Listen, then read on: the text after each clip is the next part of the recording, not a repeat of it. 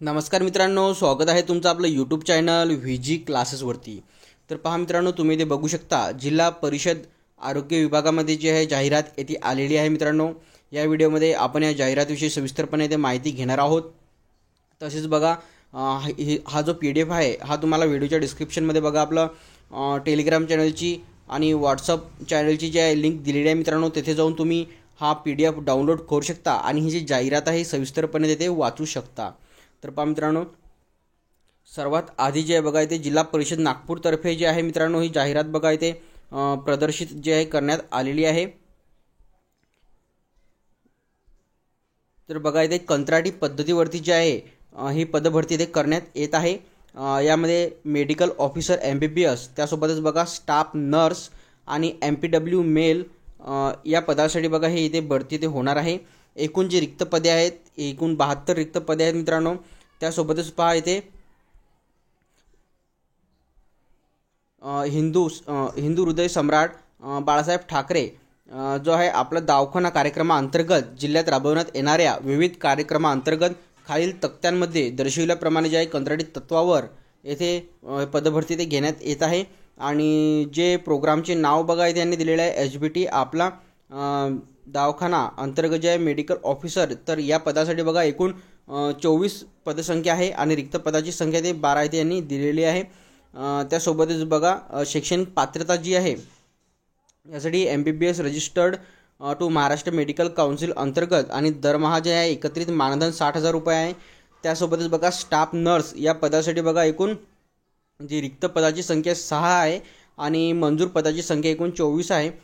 त्यासोबतच याच्यासाठी जी शैक्षणिक पात्रता म्हटलेली आहे तर ती आहे GNM आणि registration from Maharashtra nursing council आणि BSc नर्सिंग।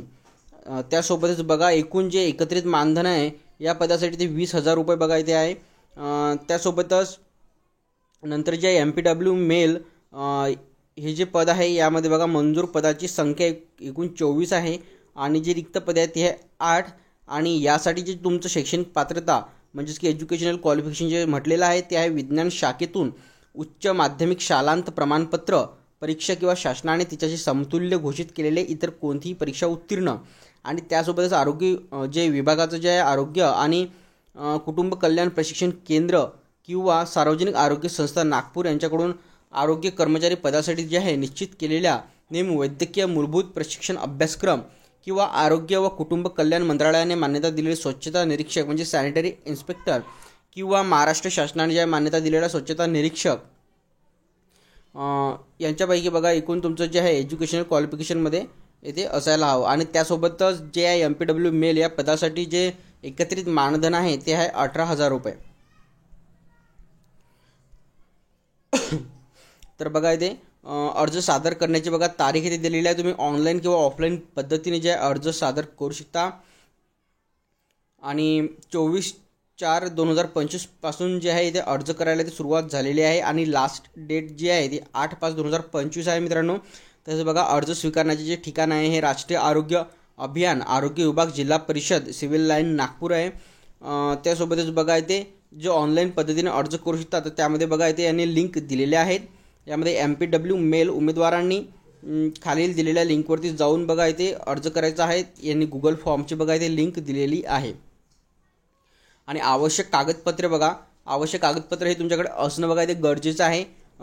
यामध्ये तुमचं जे पदविका प्रमाणपत्र आहे, त्यासोबतच गुणपत्रिका, त्यासोबत शैक्षणिक अर्हतेबाबतची प्रमाणपत्र, शाळा सोडल्याचा जन्माचा दाखला, तसंच बघा शासकीय व निमशासकीय संस्थांमध्ये जे आहे जे तुम्ही काम केलेलं असेल तर त्याचा अनुभव प्रमाणपत्र तुमच्याकडे असणं गरजेचं आहे। त्यानंतर पासपोर्ट आकाराचा फोटो आणि वैद्यकीय अधिकारी स्टाफ नर्स पदाकरिता रजिस्ट्रेशन सर्टिफिकेट असणं गरजेचं आहे।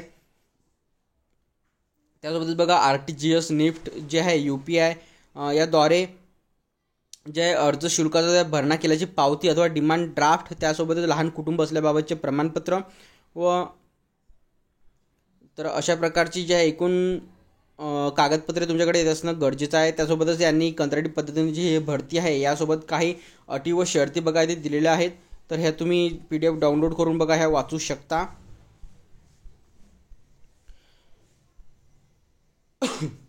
त्यासोबतच जे आहे यादी आणि गुणांकन पद्धती जी दिलेली आहे मित्रांनो, तर यानुसारच जे आहे ते भरती ते होणार आहे व मेरिट लिस्ट बघा यानुसार तुमचे ते लागणार आहे.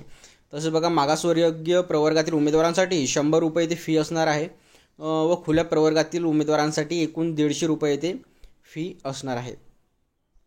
तर बघा एकंदरीत सर्व जी इम्पॉर्टंट माहिती आहे